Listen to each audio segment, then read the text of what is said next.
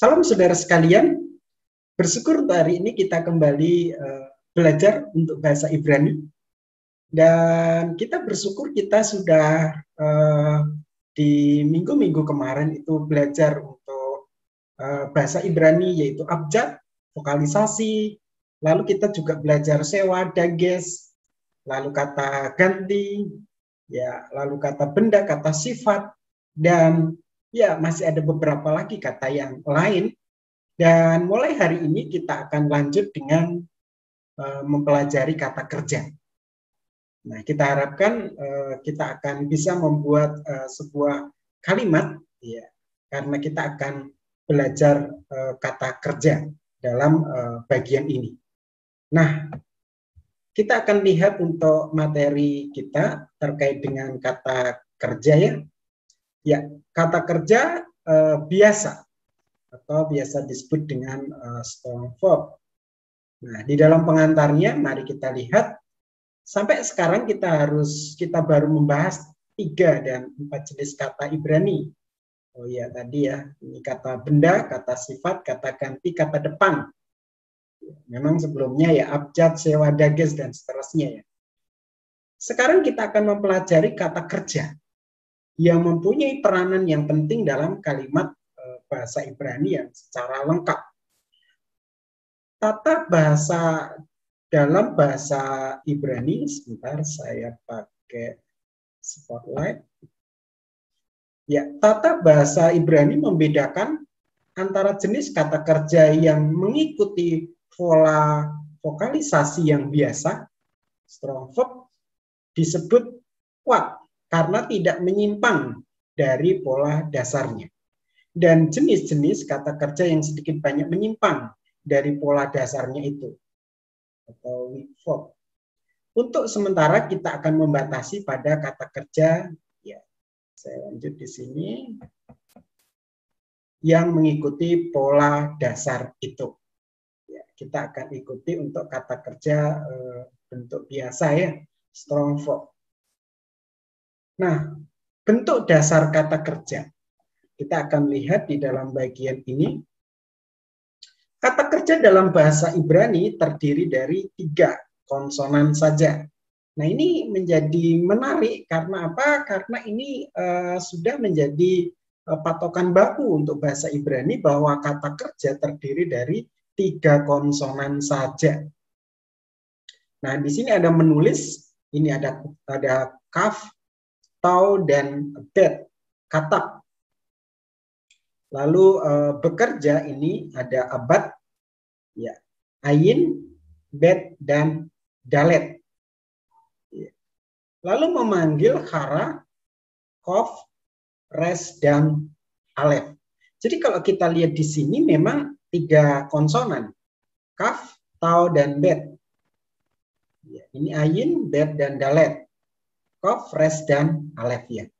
Jadi kalau kita lihat ya 3 dan 3. Bentuk asal atau bentuk dasar ini yang sering dibubui awalan dan akhiran serta mengalami banyak perubahan lain.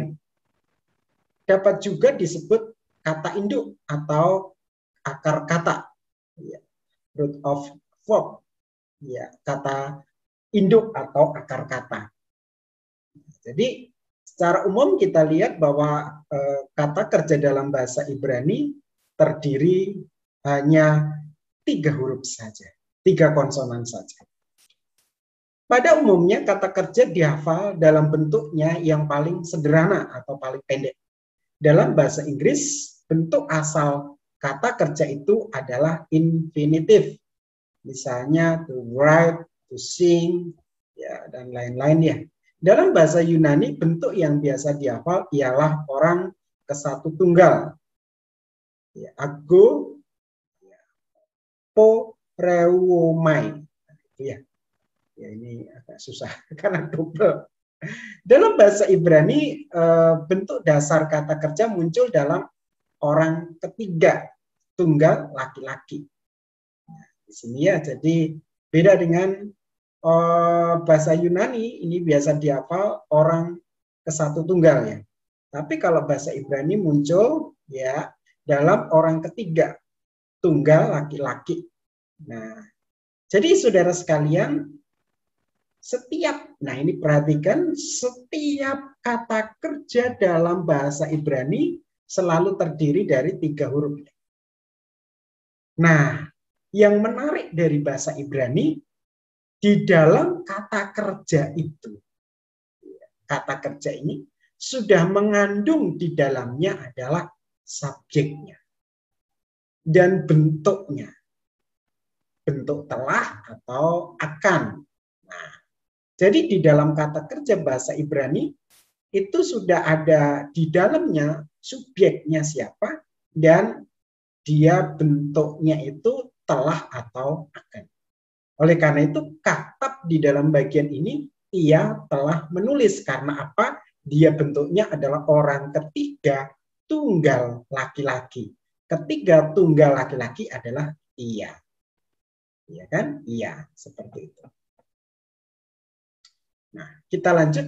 Namun demikian, bila mana katab ditulis tanpa vokalisasi, maka terjemahannya ialah sebagai bentuk dasar kata kerja, yaitu artinya menulis.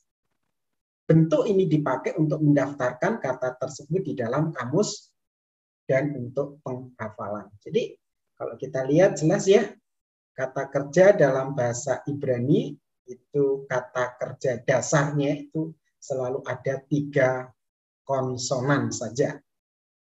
Nah, kalau sudah dalam bentuk ada vokalisasi ini, ya di dalam kata kerja itu sudah mengandung unsur di dalamnya ada subjeknya dan ada bentuknya, dia bentuk telah atau bentuk akan. Ya. Sampai bagian ini kita sudah melihat.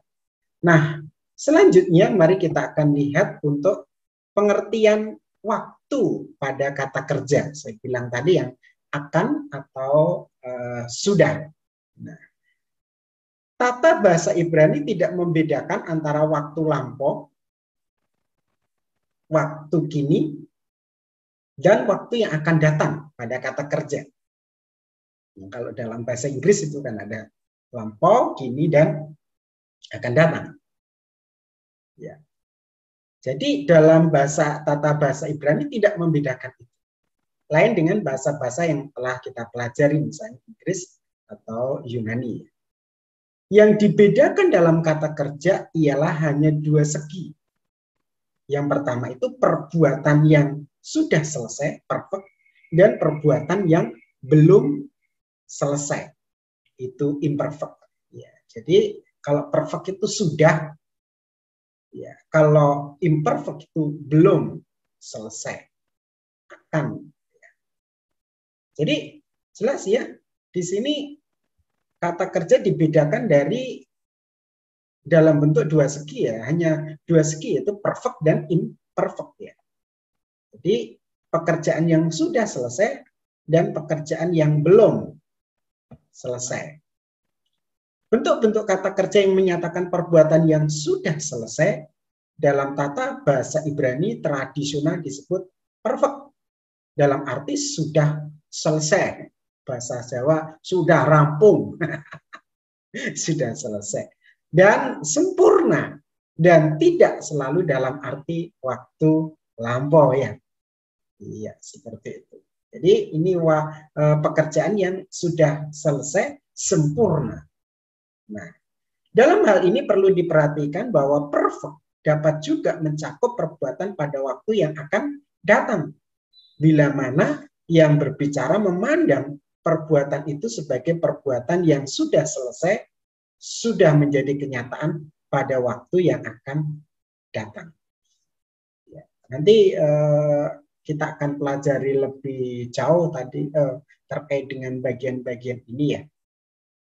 Untuk kata kerja ini. Nah, selanjutnya mari kita lihat penggunaan perfect seperti itu dalam bahasa Inggris disebut future perfect atau ya prophetic perfect. Karena sering diterjemahkan dalam ucapan para nabi, misalnya 700 tahun sebelum kelahiran Kristus, Nabi Yesaya berkata tentang dia dalam Yesaya 9 ayat 1 sampai 3. Ya. Bangsa yang berjalan di dalam kegelapan telah, nah ini menarik ya, melihat terang yang besar, mereka telah bersukacita sebabku telah kau patahkan, sebab seorang anak telah lahir untuk kita, seorang putra telah diberikan. Ini yang bicara Yesaya dan merujuk pada Yesus. Waktu Yesaya ngomong ayat ini, apakah Yesus sudah lahir? Belum. Ya kan? Tuhan Yesus belum lahir dalam konteks ini. Belum lahir karena ini adalah boleh dibilang masih dalam perjanjian lama. Tuhan Yesus belum lahir, tetapi di ayat ini ya telah, sepertinya peristiwa itu sudah terjadi. Walaupun belum terjadi. Nah, oleh karena itu di dalam bagian ini yang menarik ya. Penggunaan perfect seperti itu dalam bahasa Inggris disebut future perfect karena sering diterjemahkan dalam ucapan para nabi. Nah, itu yang mana? Yang ini tadi, yang di atas ya. Dalam hal itu perlu diperhatikan bahwa perfect dapat juga mencakup perbuatan yang akan datang. Bila mana yang berbicara memandang perbuatan itu sebagai perbuatan yang sudah selesai. Iya, jadi waktu mengucapkannya memang itu belum terjadi, tetapi dalam bagian ini perbuatannya itu sudah selesai. Nah, seperti itu ya. Jadi menarik ya, oleh karena itu nubuatan-nubuatan biasanya pakai bentuk perfect, sudah terjadi. Semua kata kerja dengan huruf tebal memakai perfect biasa, yang namun dalam arti khusus diuraikan di atas. Jadi ini yang tebal itu yang telah. Nah ini ya, ini. Oke, yang selanjutnya kita akan belajar kata kerja biasa. Ya, tadi sudah kita belajar dari sisi waktu ya, waktu. Ya. Waktunya ternyata dalam bahasa Ibrani kata kerja itu terdiri dari perbuatan yang sudah selesai dan perbuatan yang belum selesai. Ya. Nah, sekarang kita akan lihat kata kerja biasa perfect atau sudah selesai. Perfect ini perfect ini dalam beberapa buku lama juga disebut sebagai preterit. Buku ini tetap memakai nama perfect dalam buku yang kita pakai ini ya. Karena sudah umum, namun pengertiannya yang luas harus diingat sebagaimana diuraikan di atasnya. Tadi sudah ya, perbuatan yang sudah selesai. Berikut inilah seperangkat lengkap dari semua bentuk yang berbeda juga disebut sebagai paradigma bagian perfect dari kata kerja biasa. Nah, ini paradigma. Nah, bagian ini penting. Jadi kita akan lihat bentuk-bentuk kata kerja dari perfect ya. Nah, ini yang harus dihafalkan oleh kita semua untuk bisa memahami kata kerja perfect. Ya, ini paradigmanya. Saya sudah sampaikan tadi sejak awal, di dalam bahasa Ibrani, di dalam kata kerja bahasa Ibrani sudah mengandung di dalamnya subjek dan sudah mengandung di dalamnya bentuk kata kerjanya, dia perfect atau imperfect. Nah, itu yang membedakan dengan kata kerja Indonesia. Kalau orang Indonesia itu saya makan, kapan makannya? Siapa yang makan? Itu di dalam kata makan itu nggak kelihatan. Tapi dalam bahasa Ibrani, satu kata kerja itu sudah di dalamnya ada subjeknya. Nah ini ya, dan juga ada bentuk kata kerjanya, dia itu perfect atau imperfect. Nah, mari kita akan lihat untuk paradigma kata kerja biasa perfect. Ya, paradigmanya seperti apa? Nah, ini kita sudah lihat ya. Nah, kita tahu bahwa di dalam bahasa Ibrani itu ada bentuk tunggal dan bentuk jamak. Ya, itu ya. Jadi ada bentuk tunggal dan bentuk jamak. Karena apa? Karena memang ada subjeknya yang tunggal, tapi ada juga yang subjeknya jamak. Saya ya, iya ya itu satu kan. Iya itu satu. Kalau mereka ya itu banyak ya. Oleh karena itu di sini yang tunggal itu dia, engkau, dan saya. Itu tunggal. Nanti untuk subjek. Oleh karena itu, karena subjeknya tunggal, berarti memang bentuk kata kerjanya juga harus tunggal. Nah, kalau kata subjeknya jamak, bentuk ya kata kerjanya juga harus jamak ya, sesuai dengan subjeknya. Mari kita akan lihat yang pertama di sini adalah bentuknya. Tunggal ya. 3 itu dia, 2 engkau, 1 saya. Kata ganti ya. Jadi kalau kita lihat di sini 3 maskulin. Maskulin itu laki-laki ya. Nah, di sini bentuknya adalah khatau, kof, tet, dan lamet. Ini dapat kames dan patah ya. Khatau. Artinya dia, 3 maskulin, dia laki-laki. Karena ini perfect, telah mematikan. Katal itu mematikan. Lalu yang selanjutnya kalau kita lihat di dalam bagian ini 3 feminim. Ya, orang ketiga feminim. Dia feminim. Bentuknya kalau subjeknya 3 feminim bukan katal. Katal itu untuk 3 maskulin. Kalau 3 feminim, nah ini rumusnya adalah ha, te, la. Nah ini ada sewa. Sewa ya. Sewa ada 2. Sewa hidup dan sewa mati. Sewa bisu. Nah, kalau di depannya ini adalah panjang, berarti dia akan menjadi sewa hidup. Kalau di depannya itu adalah bentuk ini ya, pendek, itu berarti dia akan menjadi sewa mati. Karena kames itu panjang, berarti sewanya hidup. Oleh karena itu, ha, te, la.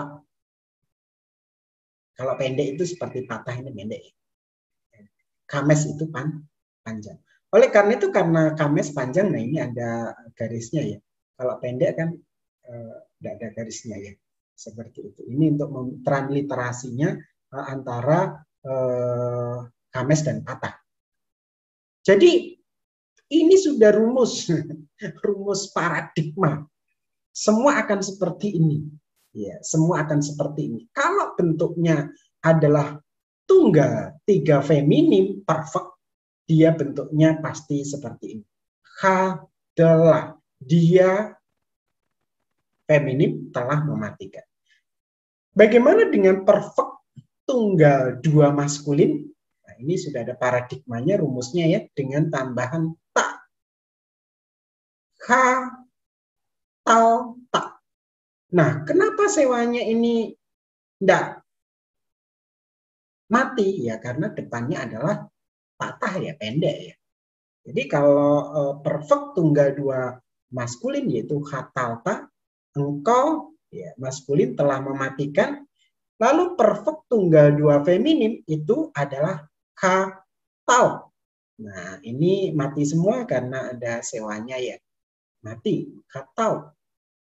Ya. Nah, yang terakhir dari tunggal adalah ya tunggal perfect tunggal 1 maskulin feminim. Saya. Ini kayaknya tidak dibedakan antara maskulin dan feminim. Sehingga khatauti. Nah ini sewanya mati karena depannya patah ya, pendek ya. Khatauti. Nah ini hirek komplit ya. Full script. Di sini ada iotnya. Ini hirek komplit. Nah, jadi kalau kita lihat karena subjeknya itu tunggal, nah inilah bentuk-bentuknya. Nah, sekarang kita akan lihat untuk perfect yang jamak. Paradigmanya seperti apa? Mari kita akan lihat bentuknya yang jamak. Tadi kita sudah lihat bentuknya yang tunggal ya. Nah, sekarang kita akan lihat bentuknya yang jamak. Perfect jamak 3 maskulin feminim. Mereka. Bentuknya apa? Tetap pakai kof, tet, dan lamet. Nah, ha, te, lu. Nah, ini adalah u ya, surek. Nah, kenapa ini menjadi sewa hidup? Ada e-nya di atas ini karena ini adalah hames, itu panjang. Nah, kalau panjang berarti dia hidup. Menjadi katelu. Perfect jamak 3 maskulin feminim. Bagaimana dengan perfect jamak 2 maskulin? Nah, rumusnya di sini ke tal tem. Nah, ini mati ya. Ini kalau sewa selalu di depan itu selalu hidup ya. Kalian maskulin telah mematikan. Bagaimana dengan jamak 2 feminim? Ketalten. Nah, ini mem final, ini nun final ya. Nun final. Iya. Jadi ketalten. 2 feminim. Perfect jamak 2 feminim. Kalian telah mematikan. Feminim ya. Nah, sekarang kalau perfect jamak 1 maskulin feminim, di sini rumusnya adalah katalnu. Ini rumusnya. Jadi kalau kita lihat di sini terjemahnya kami, kita, telah. Nah, mari kita akan lihat lebih jauh ya. Jadi saudara sekalian, dalam penulisan bahasa Ibrani, khususnya bentuk kata kerja, itu selalu ada namanya kata kerja dasar yang tidak akan berubah.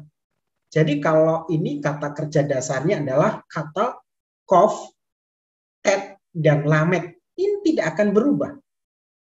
Lalu ya akan mengalami penambahan. Untuk membedakan antara bentuk satu dengan bentuk yang lain. Perfect tunggal 3 maskulin tetap ya kof, tet, lamet. Perfect tunggal 3 feminim tetap kof, tet, lamet. Perfect tunggal 1 maskulin feminim tetap kof, tet, lamet. Cuma di sini ada penambahan-penambahan, baik itu dalam hal penambahan konsonan, nah seperti ini, maupun juga vokal ya, vokalnya di sini. Tetapi kata kerja dasarnya tetap sama, 3. Nah, di sini tambahnya ada he. Nah, untuk 2 maskulin, perfect tunggal 2 maskulin, tambahnya ada tau ya. Katalta. Di sini tetap tau dan di sini juga tau, tapi bentuknya ti. Bagaimana dengan yang jamak? Yang jamak pun sama. Tetap kata kerja dasarnya tetap sama. Kof, tet, dan lamet. Ditambah dengan waw, ada titiknya ini surek u. Kof, tet, dan lamet ditambah dengan ya tau dan mem final. Ketaltem. Lalu tetap kof, tet, lamet tambahan ten. Ini tem, m, n. Lalu di sini adalah nu. Kof, tet, dan lamet. Kata kerja dasar tetap, tinggal menambah. Ini rumusnya. Ya. Jadi kata kerja perfect itu di dalam paradigmanya ada bentuk tunggal dan ada bentuk jamak. Ya, seperti itu ya. Tergantung subjeknya. Kalau subjeknya tunggal berarti tunggal, subjeknya jamak berarti bentuknya menjadi jamak. Catatan. Biasanya daftar bentuk-bentuk kata kerja dimulai dengan orang ketiga, ya, orang ketiga bukan orang kesatu. Mengingat itulah bentuk kata yang paling sederhana dan yang menjadi dasar untuk semua bentuk kata kerja yang lain.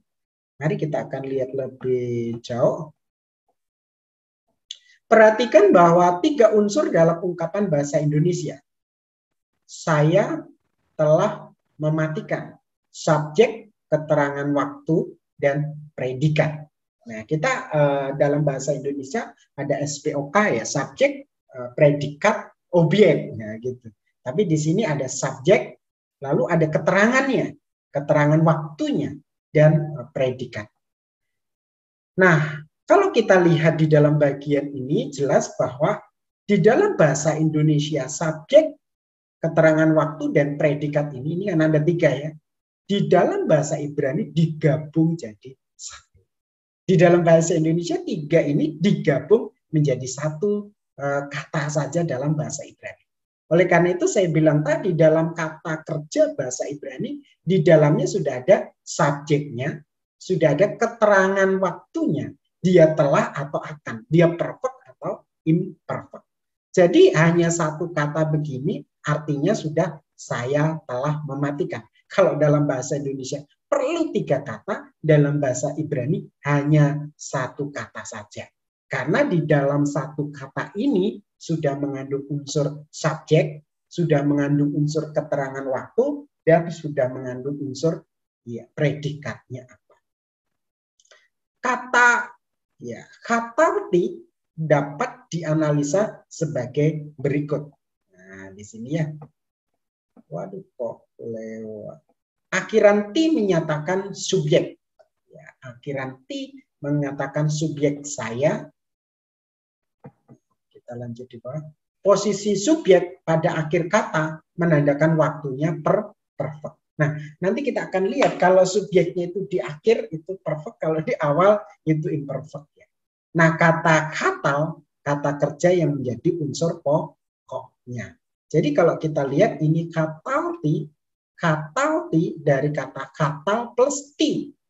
T ini menunjukkan subjeknya, saya. Karena ini berada di akhir, itu pasti perfect. Kalau nanti berada di awal, imperfect. Ya. Nanti kita akan pelajari lebih jauh. Oke, selanjutnya mari kita akan lihat dalam bahasa Indonesia dapat juga terjadi bahwa subjek dan predikat digabung. Misalnya kataku, katanya. Memang ada sih. Cuma memang secara umum dalam bahasa Indonesia itu pastilah terbagi 3 seperti di atas. C, akhiran-akhiran yang ditambahkan pada akar kata menyatakan subjek dan merupakan singkatan dari kata ganti orang. Kita sudah pernah belajar kata ganti di bab 12 ya. Sebelum-sebelumnya silakan lihat video saya itu kita belajar kata ganti. Nah, yang berikut ini harus dibaca dari kanan ke kiri. Memang kadang itu kita lupa. Kalau bahasa Ibrani harus dibaca dari sebelah kanan, sebelah sini ya, baru ke sana. Nah, ini cara membacanya adalah kata plus ata engkau menjadi kata. Ya, ini gabungannya ya. Lalu kata plus at menjadi kata.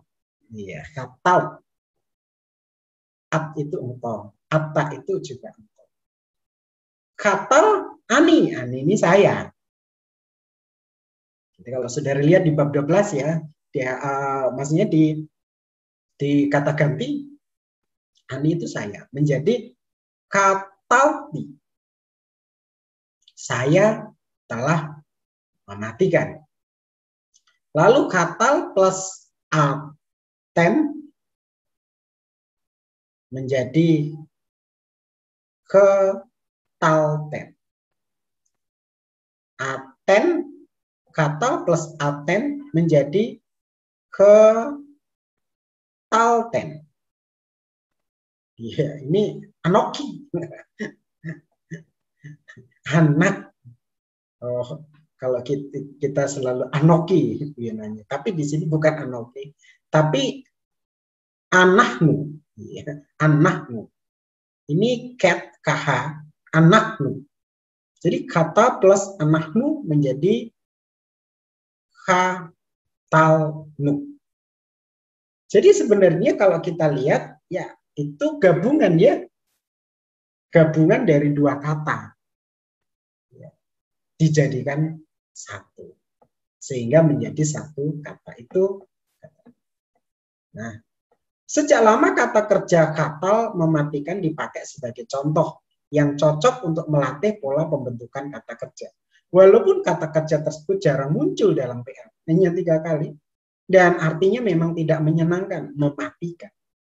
Mengingat banyaknya buku referensi dalam bahasa Inggris menggunakan contoh ini, maka pola ini tetap dipertahankan.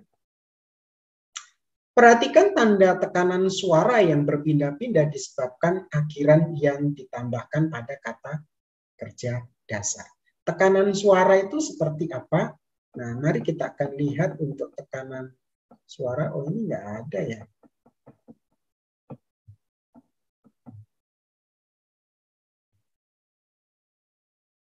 Iya. Nah, ini tekanan suara yang ada kayak cucuknya. Ini tekanan suara. Nah, ini pindah dia di bagian 2 ya, ini 3, ini 2 lagi, 2 lagi, 2 lagi. Tapi di bawah dia tekanan suaranya berubah di 3 dan di 2 lagi. Nah, itu tekanan suara yang bentuknya kayak cucuk itu. Itu nanti kalau kita belajar sungguh-sungguh untuk membaca, nah itu harus diperhatikan ya. Itu tekanan suara. Sehingga pada saat huruf itu harus ditekan suaranya ya. F, seluruh pola pembentukan perfect harus dikuasai secara mutlak. Harus dikuasai, perlu dihafal. Dihafal paradigmanya, bukan ininya. Karena nanti setiap kata kerja tinggal dimasukkan sesuai paradigmanya, kan begitu ya. Karena merupakan pola dasar yang akan diikuti oleh semua kata kerja yang lain. Nah, kita lanjut dengan subjek kalimat. Sebagaimana nyata dari bentuk-bentuk kata kerja di atas, maka kata kerja Ibrani selalu terdiri dari subjek, predikat sekaligus. Jadi ada subjek, predikat sekaligus. Dan keterangan waktu. Nah, ini seperti ini. Katab, dia telah menulis. Nah, ini keterangan waktunya ya. Iya. Kalau kita lihat ini, kaf, ini kames, ini berarti hidup sewanya. Jangan lupa, ini sewanya hidup. Ya, berarti ini adalah k, te, bu. Katebu. Katebu. Ini bahasanya karena ini ini u ya. Katebu. Ini tetap berasal dari kata kaf, tau, dan bet. Katap ya. Tinggal hanya menambah-nambahi. Mereka telah menulis. Namun bila mana kalimat Ibrani memiliki sebuah subjek yang berdiri sendiri di luar kata kerja, maka nah ini ya, apabila subjeknya sendiri, kata kerja biasanya akan mendahului subjek itu. Nanti bisa dibandingkan dengan ya bab 4.3. Nanti coba saudara bisa lihat ini karena itu ada bab-babnya ya. Nanti dicek di sana. Bentuk kata kerja yang juga memiliki unsur subjek secara mutlak harus menurut subjek yang berdiri, baik dalam jenis kelamin maupun jumlahnya. Ya. Jadi kalaupun ada kata kerja yang sudah berdiri subjeknya, berarti di kata kerja itu tetap harus mengikuti subjeknya itu. Iya. Baik dalam bentuk maupun jumlahnya. Dia orang keberapa pun ya harus ikut. Subjek dalam kata kerja sendiri tidak turut diterjemahkan. Nah, kita lihat di sini contohnya ya. Nah, ini kata kerja yang sudah ada subjeknya. Nah, kata kerja dalam bahasa Ibrani yang sudah ada subjeknya. Memang kalau dalam bahasa Indonesia kita S, P, O, K. Secara umum begitu. Tapi kalau dalam bahasa Ibrani tidak demikian. Bahasa Ibrani diawali dengan P, lalu S. Beda. PSO. PSO. Kalau kita SPO. Ya, gitu. Mari kita lihat di sini. Katab Haab. Ya, Haab itu adalah sang bapak. Ab itu bapak. Sang bapak. Nah, ini sudah ada subjeknya. Oleh karena itu, karena sang bapak itu adalah 3 maskulin tunggal, harus dilihat di kata ganti ya. Bentuknya apa itu kata ganti untuk have itu. Nah, di sini juga harus ya 3 maskulin tunggal. Jadi subjeknya apa? Karena sudah ada subjeknya, predikatnya ikut keterangan di subjeknya. Nah, seperti itu. Mari kita akan lihat yang selanjutnya. Ingat predikat lalu subjeknya. Subjeknya adalah ha, ba, nim. He, bet, nun, dan mem. Habanim. Nah, ini kita tadi sudah saya jelaskan di atas, yaitu katebu. Katebu habanim. Habanim ini dari kata ben, lalu dapat jamak. Jamaknya itu im. Jadi kata ben dapat jamak, harus kembali melihat di bentuk-bentuk kata benda. Jadi ada kata benda tunggal, ada kata benda jamak. Kata benda tunggal ben, kata benda jamak banin. Ya, seperti itu ya. Nah, kalau itu laki-laki. Kalau itu feminin itu kudasus, jamaknya bukan susus. Jamaknya kalau dia perempuan susok. Nah, gitu ya.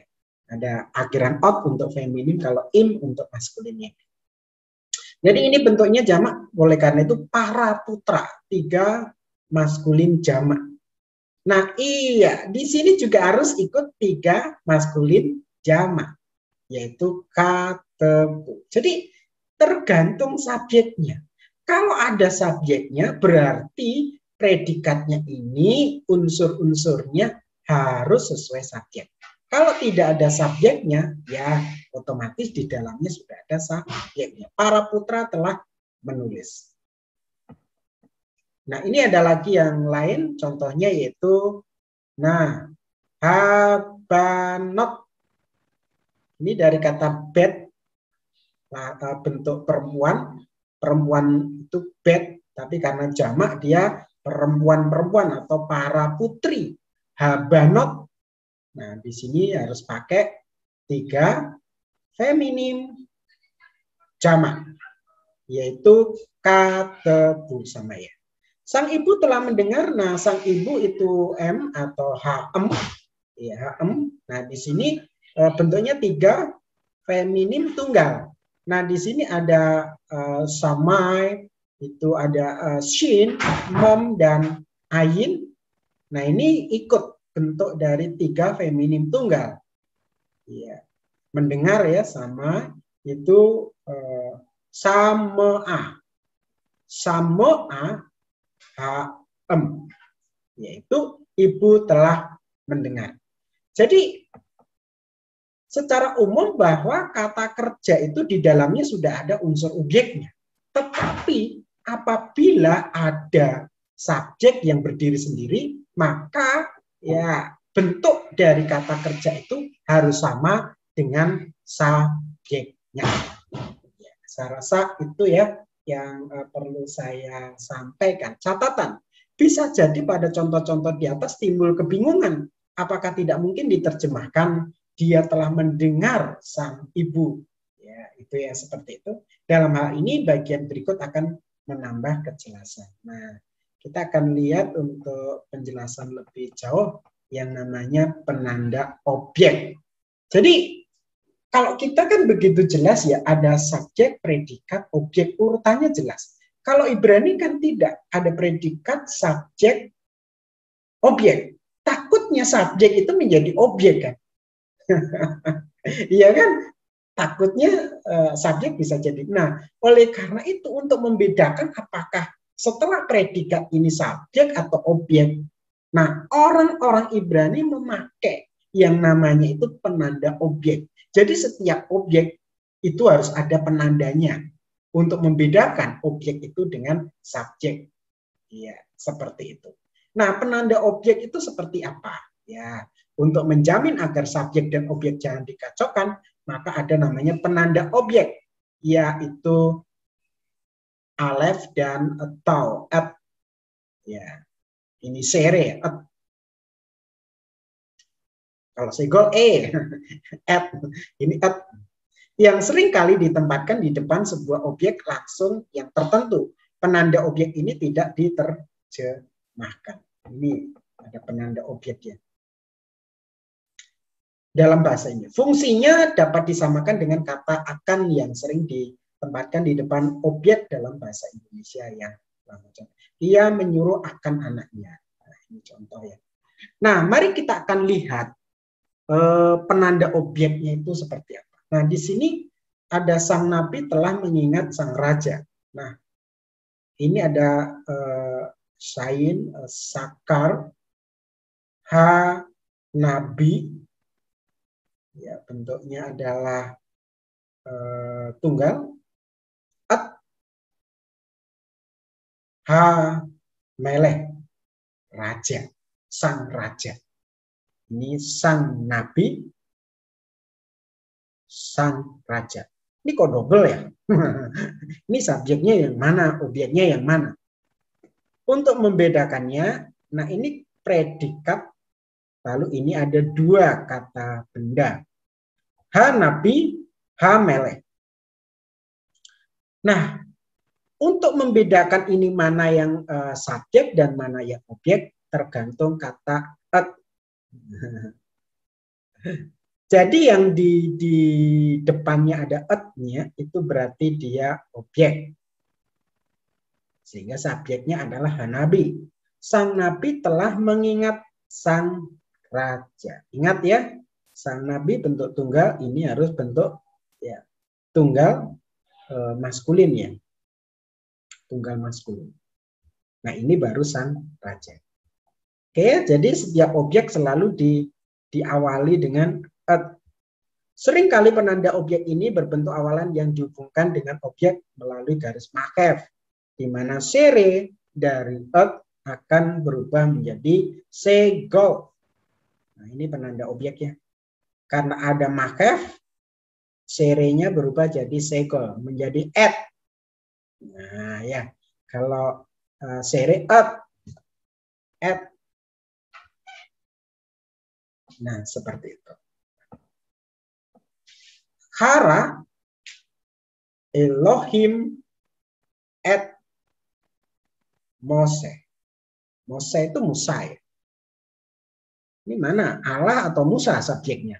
Ya jelas subjeknya adalah Allah. Objeknya Musa. Allah telah memanggil Musa. Elohim. Nah, di sini harus sesuai ya dengan kata kerjanya, bentuknya. Kalau ada lebih dari satu objek langsung dalam satu kalimat, maka awalan penanda objek harus diulangi di depan setiap objek tersebut. Salomo telah membangun rumah itu dan mezbah itu. Bana, ya, bana Salomo et habayit ini dan et ha misbeah. Misbeah itu mezbah. Lalu ini ada bayit, itu rumah ya, membangunnya. Nah, seperti itu. Perhatikan, dalam literatur teologis objek sering disebut akusatif atau akusatif. Sewaktu-waktu preposisi be, ya ini be, dapat berfungsi sebagai penanda objek. Nah, misalnya dia telah menanggil nama Allah, kara besem Jawa. Ya. Be berfungsi juga penanda objek. Nah, ini be ini penanda objek. Jadi sem ini bukan subjek tetapi objek. Saya telah mengingat sang nabi. Sakarti ba nabi. Be ba ini penanda objek. Oke, selanjutnya ini adalah objek dalam status tidak tertentu tidak memiliki penanda objek. Unsur yang membuat tertentu ialah nama, awalan penentu, akhiran ganti orang, dan lain-lain. Dalam puisi Ibrani, penanda objek sangat jarang. Ya, selanjutnya saudara sekalian kita akan lihat untuk urutan kata dalam kalimat Ibrani. Seperti yang saya jelaskan di atas bahwa ada perbedaan sistem penyusunan kalimat antara bahasa Ibrani dengan kitab dengan bahasa Indonesia. Maksud saya begitu. Ya, ya ini. Jadi ada perbedaan di sana. Secara umum memang ada predikat, lalu subjek dan objek. Nah, bahasa Ibrani secara umum susunannya adalah predikat, subjek, dan objek. Ini berbeda dengan Indonesia, bahasa Indonesia yang subjek, objek, predikat, dan objek. Biasanya subjek, predikat, dan objek. Kalau Ibrani secara umum predikat, subjek, dan objek. Nah, kata yang berdiri pada urutan pertama dalam sebuah kalimat pastilah dianggap sebagai unsur kalimat yang paling penting. Dengan demikian, kalimat Ibrani biasanya memberi tekanan khusus pada kata kerja yang merupakan unsur keaktifan dalam sebuah kalimat. Nah, mari kita lihat di sini, ya, ada bara Elohim at ha-samayim. Allah menciptakan langit. Bara, predikat Allah, subjeknya Elohim, nah ini penanda objek, ha-samayim, objeknya. Jadi predikat, subjek, dan objek. Akan tetapi urutan kata yang lasib ini sewaktu-waktu dibalik untuk memberikan tekanan khusus pada bagian kalimat lain. Ya, ini boleh dibilang sewaktu-waktu. Tetapi secara umum memang urutannya predikat, subjek, dan objek. Tapi kadang memang bisa dibalik untuk memberi penekanan. Nah, di sini ada oti salah Yahweh. Oti saya, ya, salah dikirim Tuhan. Lalu et aha anoki membahas. Jadi at ini ya sebenarnya penunjuk objek ya. Anoki ini aku atau saya cari. Ya, jadi saudara-saudaraku yang aku cari. Ini objeknya duluan. Objek, subjek, predikat. Lalu we'ata beriti tismor, dan engkau harus memegang perjanjianku. Ini subjek, ini objek, dan ini predikat. Jadi kadang memang dibolak-balik ya. Selanjutnya yaitu kata kerja dalam bentuk negatif, lo. Kata ingkar lo berarti tidak atau bukan. Dalam hubungan dengan kata kerja, maka lo senantiasa berdiri langsung di depan kata kerja yang bersangkutan. Perhatikan bahwa lo dapat berdiri sendiri ataupun dihubungkan dengan kata berikut melalui garis makef. Ini ya, ada ini nih makef, lo, ya, vokalisasi tidak berubah. Nah, di sini lo akhara hakohen et haben. Hara memanggil, kohen imam, et haben anak laki-laki. Sang imam memanggil, sang imam tidak memanggil anak laki-laki. Ya, seperti itu. Nah, mari kita lanjutkan dengan bagian sudah selesai. Ya, saya rasa ini yang saya bisa sampaikan, saudara sekalian. Mungkin ada bagian-bagian yang belum dipahami, silakan nanti bisa bertanya kepada saya dan saya bisa jelaskan lebih lanjut. Saya rasa itu yang saya bisa bagikan. Terima kasih banyak, Tuhan memberkati.